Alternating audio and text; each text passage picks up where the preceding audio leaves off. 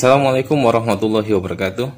Halo adik-adik, selamat datang di channel Belajar Kak Rudi Nofriansah. Jangan lupa klik subscribe, like, komen, dan share. Terima kasih sudah mampir. Kakak akhiri. Wassalamualaikum warahmatullahi wabarakatuh. Halo adik-adik, selamat datang di channel Kak Rudi Nofriansah. Jadi di video kali ini kakak akan membahas materi tentang pertidaksamaan nilai mutlak atau disingkat PTNM.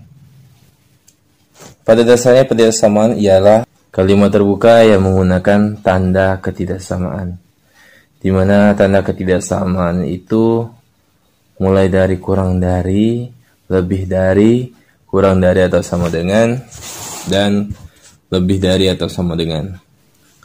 Di video sebelumnya kakak membahas tentang persamaan nilai mutlak atau disingkat PNM. Jadi kalau kita lihat perbandingan antara persamaan dan pertidaksamaan itu pada dasarnya sama. Hanya saja yang membedakannya itu terletak pada lambang atau notasinya. Dimana kalau persamaan itu sama dengan, sedangkan pertidaksamaan itu kurang dari, lebih dari, kurang dari atau sama dengan, dan lebih dari atau sama dengan.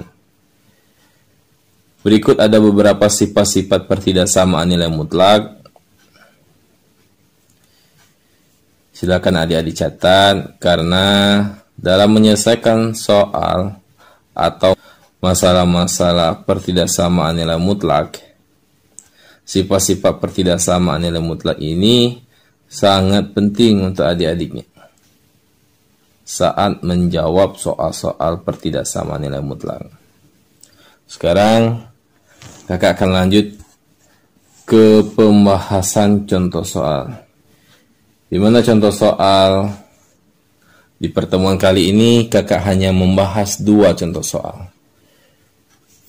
Jadi adik-adik, untuk menyelesaikan soal tentang pertidaksamaan nilai mutlak ini, baik pertidaksamaan maupun persamaan, ini sebenarnya dapat diselesaikan dengan menggunakan 2 cara.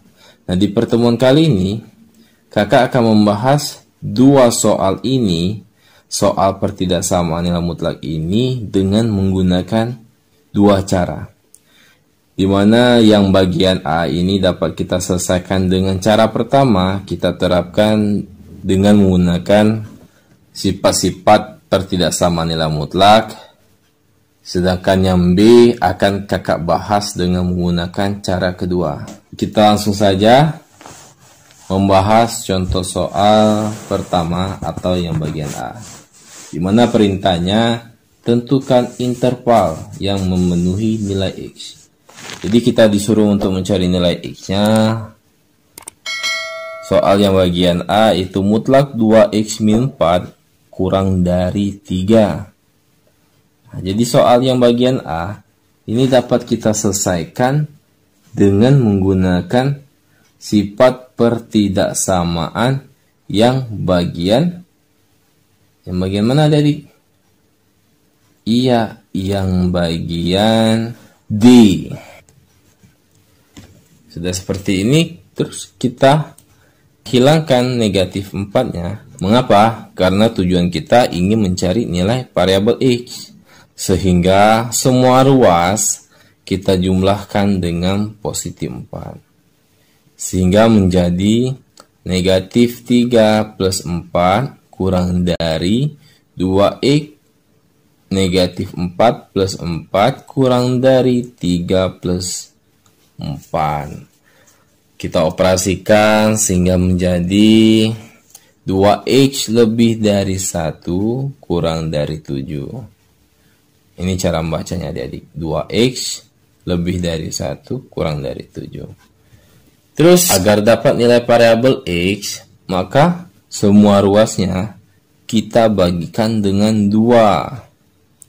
Sehingga menjadi 1/2 kurang dari 2X per 2 kurang dari 7/2.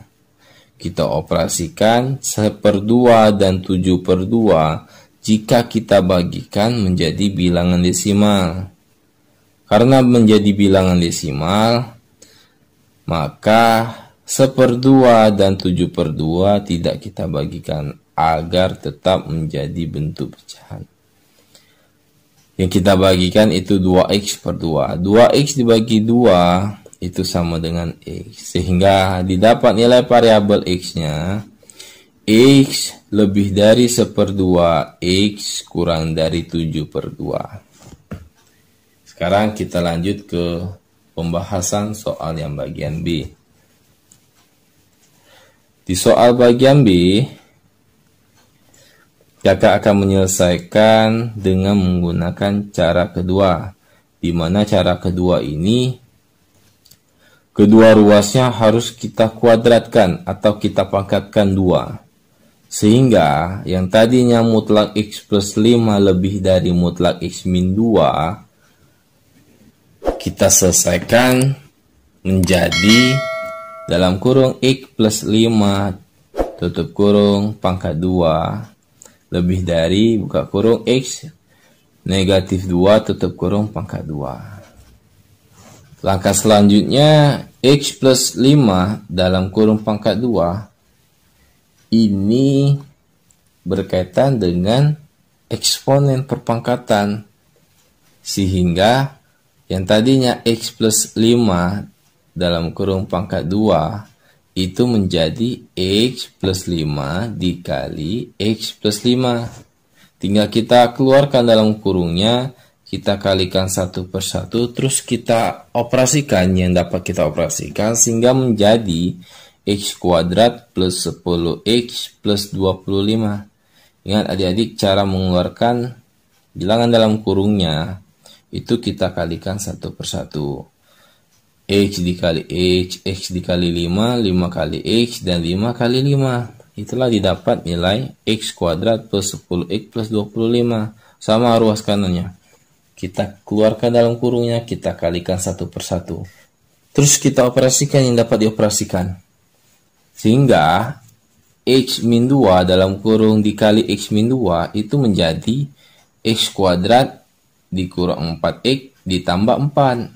Terus kita pindah ruaskan ruas kanan, kita pindah ruaskan. Ingat, jika dia berpindah ruas, maka yang tadinya dia bernilai negatif menjadi positif, begitupun sebaliknya.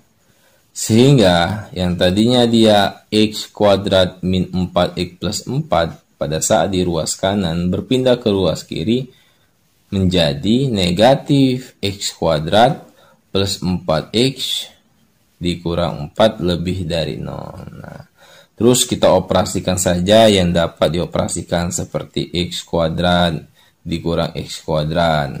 Itu habis. Terus setelah kita operasikan sehingga didapat 14x plus 21 lebih dari 0.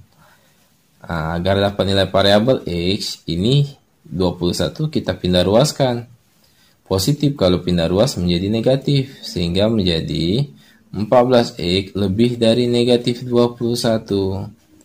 Agar dapat nilai variabel x, boleh kita pindah ruaskan 14, boleh kedua ruas kita bagikan 14. Sehingga x lebih dari negatif 21/14. X-nya didapat negatif 3/2. 21 dibagi 14 adik-adik akan menjadi bilangan desimal. Sehingga negatif 21/14 itu tidak kita operasikan, tapi kita sederhanakan. Pembilangnya dikali 7 dan penyebutnya dikali 7. Sehingga didapat nilai variabel x yang memenuhi interval, yaitu negatif 3/2. Paham adik-adik? Jadi hanya ada 2 contoh soal yang kakak bahas, di mana soal yang bagian A itu kakak selesaikan dengan menggunakan cara pertama, sedangkan yang bagian B kakak selesaikan dengan menggunakan cara kedua. Selain ada pembahasan contoh soal, Di sini juga kakak memberikan 3 soal latihan yang akan adik-adik kerjakan di rumah. Jika ada yang ingin ditanyakan, silakan tulis di kolom komentar. Terima kasih sudah memampir. Selamat belajar, jaga kesehatan, dan di rumah saja. Kakak akhiri, wassalamualaikum warahmatullahi wabarakatuh.